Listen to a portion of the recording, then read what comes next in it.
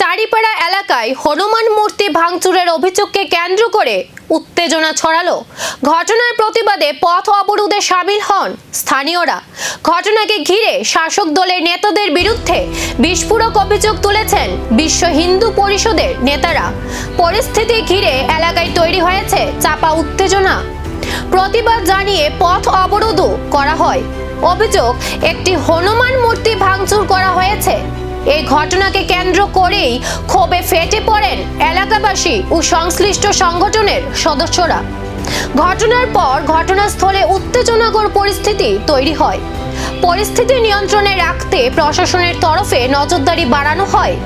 এদিকে এই ঘটনাকে কেন্দ্র করে শাসক দলের নেতাদের বিরুদ্ধে বিস্ফোরক অভিযোগ তুলেছেন বিশ্ব হিন্দু পরিষদের নেতারা।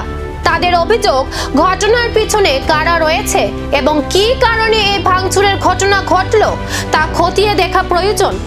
তবে অভিযোগের সত্যতা এখনো তদন্ত সাপেক্ষ। পুরো ঘটনার তদন্ত করে প্রকৃত তথ্য সামনে আনার দাবি উঠেছে।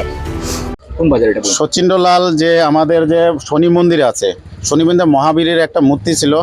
কোনো দুষ্কৃতী, নাম বলতে না, জিহাদি, তার পরিকল্পনা সচিন্দ্রলাল ল্যান্ড জিহাদ, লাভ জিহাদ, সব জিহাদের মাত্র আছে। এর সাথে জড়িত আছে এলাকার প্রশাসনিকভাবে কিছু এলাকার দুষ্কৃতীরা। এই আমাদের যে মহাবীরের যে মূর্তিটা ভাঙার উপর এটা রিপ্লেস করার জন্য আমাদের যে এলাকার জনপ্রতিনিধি বলছে এটা তাড়াতাড়ি মেরামত মানে ঠিকঠাক কইরা আইনা বয়াই দাও, কারণ সেটা বিষয় কিন্তু মূর্তি ভাঙচুরের অভিযোগে উত্তেজনা, রাজনৈতিক অভিযোগ পাল্টা অভিযোগে এখন নজর তদন্তের পরবর্তী পদক্ষেপে।